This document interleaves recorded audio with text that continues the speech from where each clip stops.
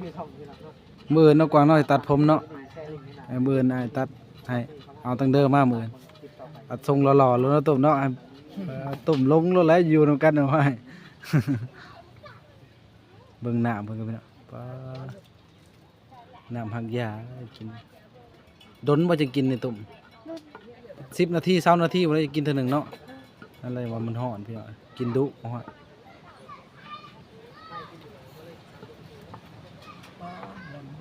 ล้มแล้วฝนสิตกนั่นแล้วจะให้เจ้าเกียมผาบัดเด้อเจอว่าวันนี้เพิ่นบอกกินเนี่ย เจอแล้ว น่ะเจ้ากวบโลดกวบไปเลยตุ่ม บ่ให้ฝนถึงพอเฒ่าเจ้าเมื่อบ่มื้อนี้ ประมาณ7 โมงค่ำ เราเมื่อ7 โมงเราเมื่อติแล้วกว่าเราก็ยากลูกน้อยเราก็หลายเด้อพอเฒ่าเจ้าเห็นใจเราอยู่พี่น้องเอ้ยไกลเด้อรถล่างยังก็บ่มีได้ยืมรถเขาได้มานี่ก็เนาะมาเยี่ยมยามลูกสาวก็มาเผาลูกสาวยืมรถหมู่ มีรถแค่นั้นรถตัวมีแต่ยืม เอากวางปนไม้มาให้อ้ายนึงอ่ะไม้อ้ายนะตัวใหญ่นะเอาไม้ใส่เลย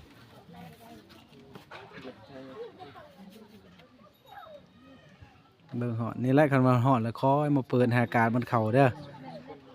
เจ้าจะปะจังเมียนั่นมันบ่ให้ขาดเลยนะระยะมาจอบเบิ่งตลอดกรรมจอบเบิ่งกันยามใดเบิ่งกันยามนี่แหละคนเนาะเอาตุ่มเนาะสู้ๆเด้อน้องเด้อมันแล้วก็ดีดอกอีก 4-5 มื้อก็เจ้าได้ออกย่างแล้วได้นั่งโต๊ะใหม่เลยพุ่นโต๊ะก็เพิ่นซื้อมาเนาะกวางงามๆเนาะ ได้เล่นน้ำมูแล้ว ได้ลิ้นน้ำโมแล้ว ได้เล่นเลยออกเลย กันได้อยู่ในนี่ก็ว่าห่อนนี่แหละอดเอาโอ้ยตก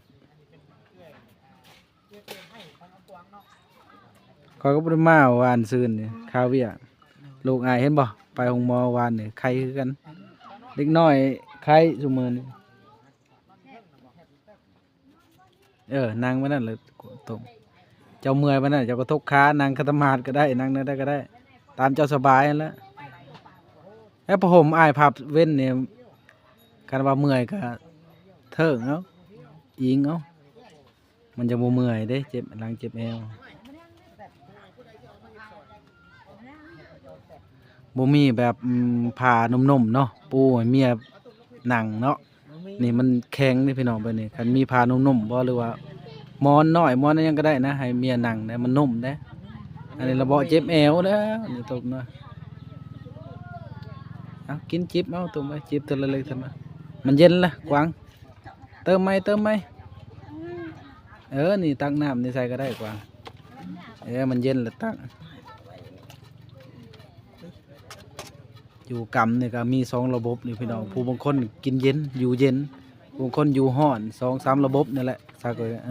อันนี้เพิ่นอยู่ห้อนน้ำตุ่มเพิ่นน่ะกินน้ำห้อนเอาผู้บางคนนี่มียาหยอกยาเย็นนั่นแหละเขาว่าคอยกับบุโฮมนะกินเขาว่ามันร้ายบางคนกินแต่หวานยังก็ได้ยำเนาะอยู่เย็นลายโฮมแบบนี้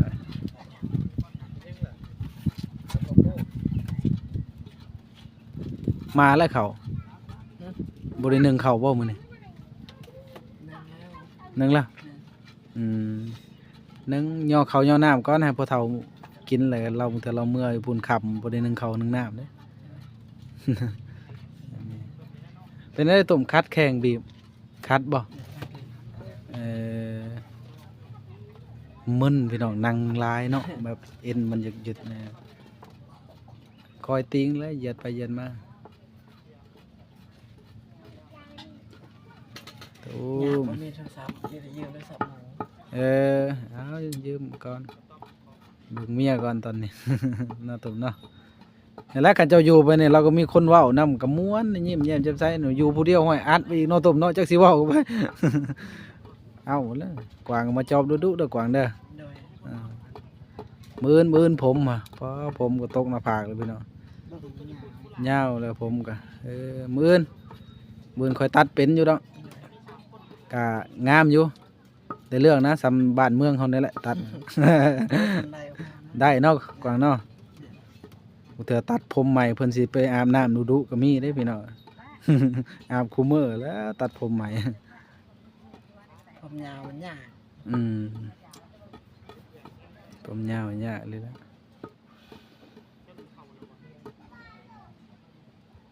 ตอนค่ำๆนี่คือว่าเย็นแน่เนาะตุ่มเนาะตอนเที่ยงตอนนี้มื้อนี้ได้อายว่ามันบดแน่คือว่านนี่ป๊อแดดนั่น โอ้แดด อันนี้ แดดแห้งเลย อันนี้มันเย็นเลยพี่น้องเพราะว่าตามข่าวเพิ่นว่าพายุมาเนาะฝนสิตกนี่แหละแต่ตอนนี้ยังบ่เห็นอยู่เห็นแต่ลม ยังมีแต่ลมถ้าเบิ่งบ่แรง คันฝนตกนี่เขาไปก้านอึ่งก้านอันก็หลายบ่แถวบ้านนี่ บ่บ่ ฮู้จักบ่อึ่งฮู้จักต้มอึ่ง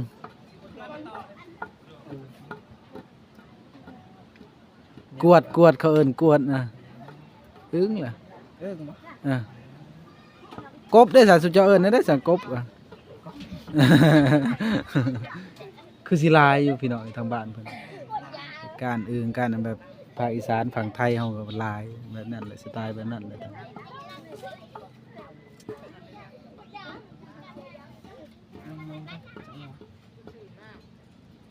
4:00 ปลายแล้วบ่จักกว่าโทรศัพท์ไปน่ะโทรศัพท์หมู่ สับหมู เออ อยากฟังเพลงนะยืม เออถือว่าตู้นี่ยังบ่ได้เป็นหยังเนาะบ่ได้ตายเนาะตู้นี่เนาะเปิดได้เนาะมื้อแรงแล้วหมู่ครูมาแล้วเปิดแล้วบ่ตู้นะ เปิดเลย ป้าเด้อ ดินเลย เปิดยับออกอีกนี่มันตุ่มนอนบ่หลับแล้วเนาะตุ่ม ยับแต่ในตู้ ยับไปอยู่ไกลๆพุ่นนะว่าไปเปิดอยู่ในห้อยศูนย์คือกันเด้เนาะตุ่มนอนบ่ได้หลับบ่ได้นอน หมู่ตะม่วนนะเฮาแต่ดังฟิงไฟน่ะบ่อยากคักไปเด้อพี่น้อง เขากินเบียร์ก็ม่วน ผมบ่ว่ามีเบียร์มากินอีกบ่มีติเขามานั่งลินแล้วล่ะบ่ พร้อมมูซื้อเอง เออ ให้ข่อยฟรีมีเงินได้ใช้บ่มีเงิน บ่มีเงินโอ้ยไปซื้อได้ซื้อมันยังนำบ่ดีที่เรากินเบียร์น่ะกินแล้วสิเมา กินเมาว่า เว้าตัวทีบอีก เบิ่งน้ำเพิ่นก็เดือดค่ะเริ่มหน่อยเริ่มสิเดือดแล้วเติมตลอดบ่น้ำนี่ เอ้า มันสิหมดแล้วยินใส่ มันนี่ มีหักยาผมมาใส่นี่ มี ต้มมื้อหนึงใส่จักเทื่อหักยา สามเถื่อ 3 เทื่อใครอยู่พี่น้องใส่มื้อหนึง3 เทื่อคันว่ามื้อหนึงบ่ใส่เลยหอยมันสิจืดนะหักยามันจืดไว้พยายามใส่ดูสบายดังฐานเห็นบ่ทางนี้บ่เคยมีฐานเนาะ ลายเนาะ ฮะ ขวดใส่ถาด บ่มีควันซุแล้ว ฐานฟืนมันควันน้ำเปลือกมันเปลือกนอกมันน่ะอันนี้ซ้ำว่ามีแต่แกนไม้เขาอบเขานั่นเรียบร้อยแล้วบ่มีควันมีแต่ฐาน มัดแบบ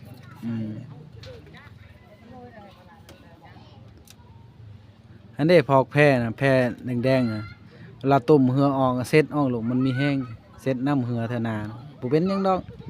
เซ็ตออกเซ็ตอันนั้นสบายเย็นคัดแข็งบ่ลงต้มคัดเนาะแล้วเจ้าเมื่อยเจ้านางเหยียดแบบนั้นแล้วก็เจ้ามักนางบ่ได้เคียดธมาดบ่คาตมาดก็นั่งคาตมาดอีกเมื่อยคาตมาดแล้วก็เหยียดเปลี่ยนไปเปลี่ยนมานั่นแหละสองอย่างนี่แหละ ได้อย่างนั่งรถ มันอันนี้แหละ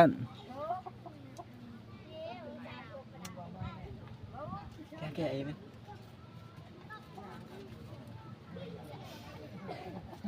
เหาะนี่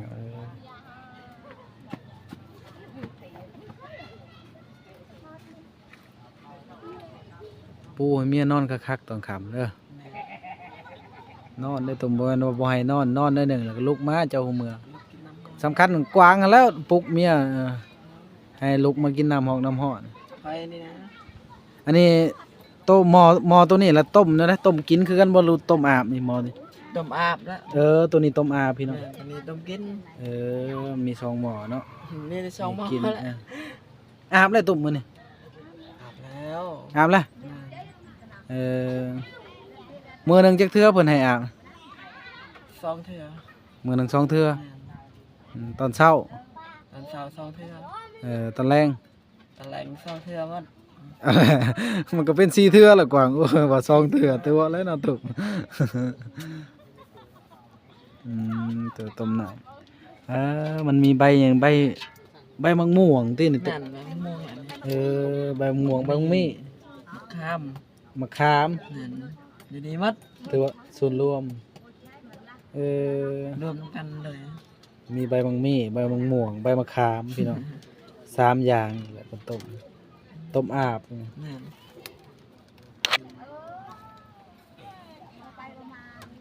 อยู่ไก่กับเมียเพิ่นพี่น้องเอ้ยเนาะสะอาดอาบน้ำอาบในได้พี่น้องเอ้ยอากวางอืม อาบน้ำแล้วมื้อนี้ อาบน้ำแล้วอืมอากาศแค่นี้เนาะฝนบ่ตกเนาะบางหันเฮ็ดคือฝนตกพี่น้องเอ้ยครึ้มมาอยู่พอต้องไปเท่ามื้อนี้เราสินอนพี่บ่หรือว่าเราเมื่อมื้อนี้เมื่อบ่ คำมัน7 โมง 7 โมง ใส่ ยัง ไก่อน เมื่ นิ อ ดไม้ก่อนจ้ะ บ่คำโพดว่ากว่า ประมาณจักโมงก็พอเฒ่าจะเมื่อ มัน7 โมงค่ 7 โมงค่ำเราเมื่อไม่เท่ากับเมื่อบ่ ำ แล้วมื้ออื่นเนี่ยเรามาไหมบ่ ไม่ มื้ออื่นเราเพิ่นมาเพิ่นบอกมื้อนี้เพิ่นเมื่ออืมตอนแรกนี่กะว่าเมียสิกินข้าวกับหยังตอนแรกนี่ฮะกินกับอะไร นั่น ปิ้งตับนั่นแหละ นั่น โอ้ปิ้งตับแห้งๆนะพี่น้อง ปิงตับ ปิ้งตับ บ่เห็นแต่มันเนาะเด้ ปิ้งตับแต่เมื่อวาน อยาก ซื้อ แกะมาเด้อ อืม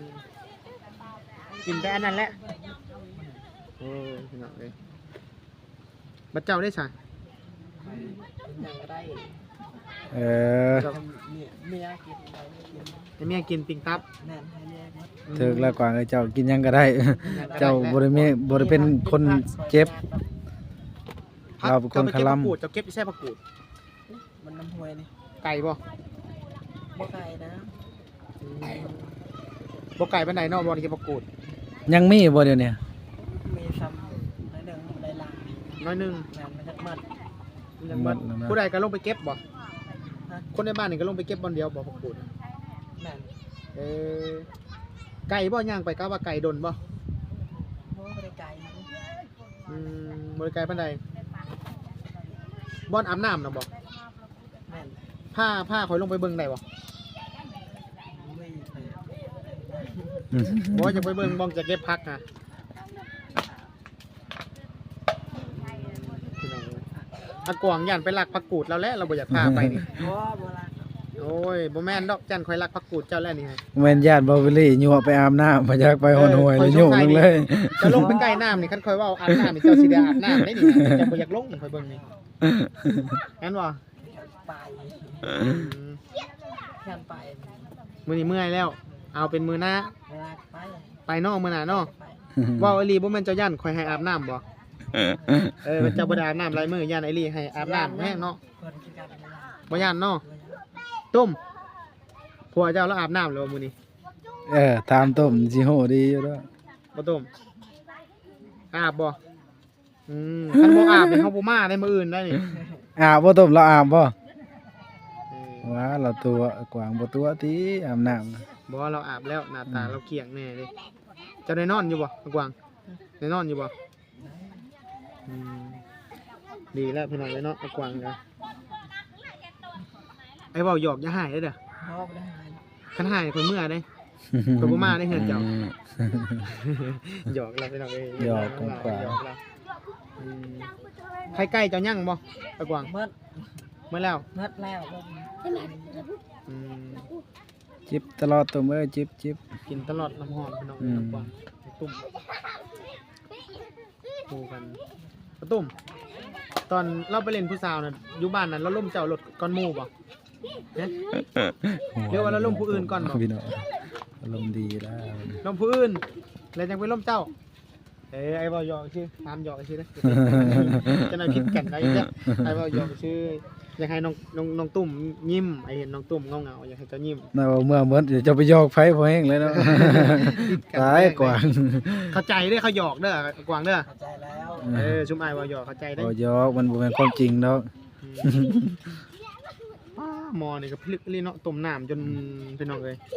แต่นี่หาเขาเจ้าเช่าอยู่ไผนี่ก็พิลึกแล้วเป็นกันแล้วนี่ เพิ่นเคี่ยวเอาขนาดในน้ำหาง เกี่ยวเอาจนน้ำขุ่นๆเนาะ อืม มีหยังแน่ที่เขาเอาใส่ในน้ำนี่ยาหยังแน่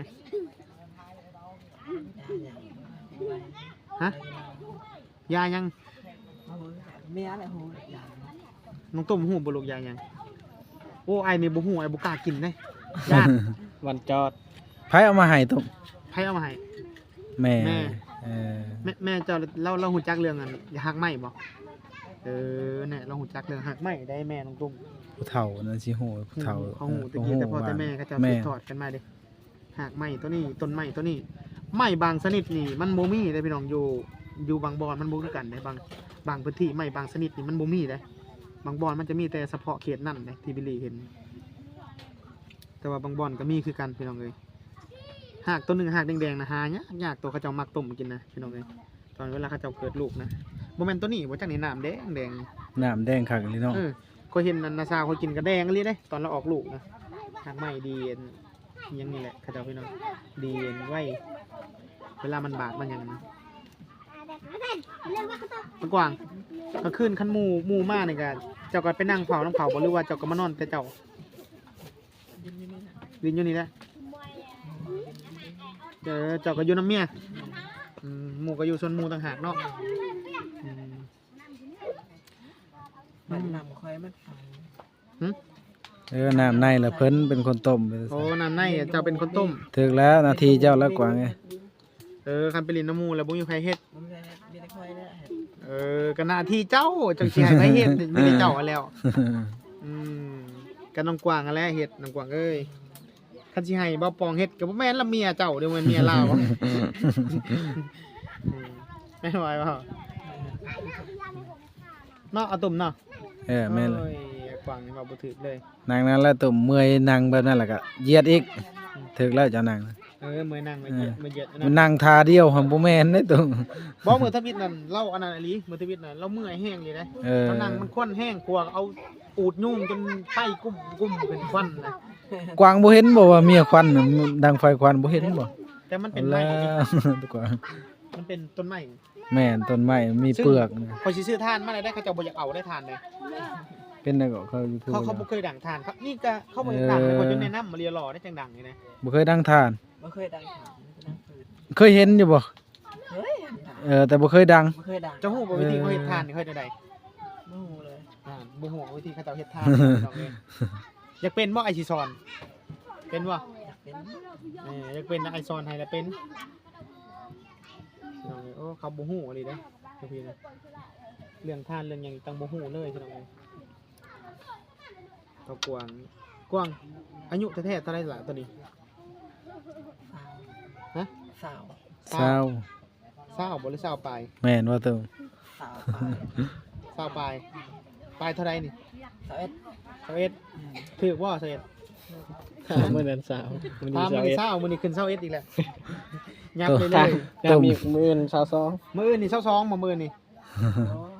ตุ่มบ่ตายแล้วเฒ่าตลอดเลยผัวเคยเฒ่าขึ้น 21จะชื่อได้มันโดนๆไปก็ยัง21จำเก่าอยู่บ่แม่นได้เฮ้ยโดนไปอายุยับขึ้นเรื่อยๆแล้วเจ้าเขาโรงเรียนตะกี้น่ะเจ้าเขาโรงเรียนบ่ บ่ได้เขา เมียนที่เมียนเจ้าเขาเนาะ ตุ่มเคยเข้าบ่ตุ่มเรียน บ่ได้เขาว่า บ่ได้เข้ามาเลย แม่น บ่มีใครได้เข้าโรงเรียนเลยพี่น้องเอ้ยเจ้าพ่อเมียเพิ่นนี่เจ้านับฮอดใส่น้องนับให้อ้ายเบิ่งดูเป็นบ่นับ 1 2 3เป็นบ่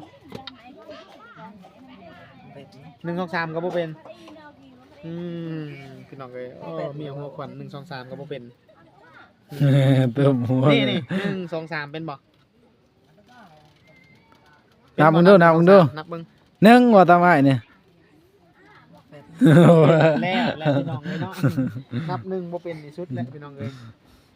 อาตุ้มก็บ่ได้เข้าโรงเรียนจักห้องเลยบ่ลูกบ่ได้ไปโรงเรียนเลยมีแต่ไปแต่ให้บ่อ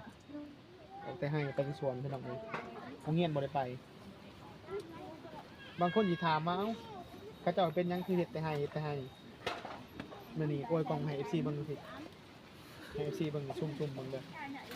นี่พี่น้องมันมีแต่ให้แต่สวนแต่ตัวไว้ห่มเขาบ่ได้ฮู้เด้เขาบ่ได้ฮู้เลยว่าทานตึกน้ำบ่ได้อันนี้ เพราะว่าเว้าบางคนสิว่าโอ้ยซ้ำนั้นก็บ่ฮู้ว่าสิเว้าคือลาย ตอนนี้โมแมนได้พี่น้องเขา บ่ฮู้อีหลีพี่น้อง บ่ฮู้อีหลีเลยได้เพราะว่าอยู่พี่น่ะมันแตกต่างกัน แม่ นั่นแหละวิลีดึงว่าจุดยืนของแต่ละคนมันคือกันบางคนก็ยืนบอลที่เจริญกว่านี่เขาก็มีความหูหลายกว่าบิลลี่ขึ้นไปอีกชั้นหนึงนะบิลลี่ยืนอยู่จุดชั้นนี้บิลลี่ก็หูชั้นนี้คือน้องกวางเราอยู่บอลชั้นนี้แล้วก็สิหูประมาณแถวบ้านเล่านี้อันนั้นนะมันก็เลยแตกต่างกันไปถวยบวงพี่น้องเอ้ยเงินยั่งตัวว่าสิซื้อกระถางน้ำพี่น้องเอ้ยเนาะบิลลี่ว่าสิซื้อกระถางน้ำเนาะคุยกับคุณพ่อข้างคุณยายจะบุญคนนี้โตกระพองโตคนนี้กระพองเงินคนนี้ถ้าวิทย์ไว้ซื้อทางน้ำซื้อยังไม่เล่าเลยวันนี้แหละสิเปลี่ยนเป็นซื้อเข่าและการซื้อเข่าก็คือว่าหมดเลยเดี๋ยวนี้คือทุกคนท่านคุณยายเนาะว่าไปซื้อเข่าเป็นอนุญาตให้ไปซื้อเข่าอะไรบิลลี่มาพี่น้องคุยกับคนแล้วแต่ว่าตอนนี้สัญญาณบิลลี่กับพี่น้องหักไหมได้นี่หักไหมที่ว่าเขาจะเอามาต้ม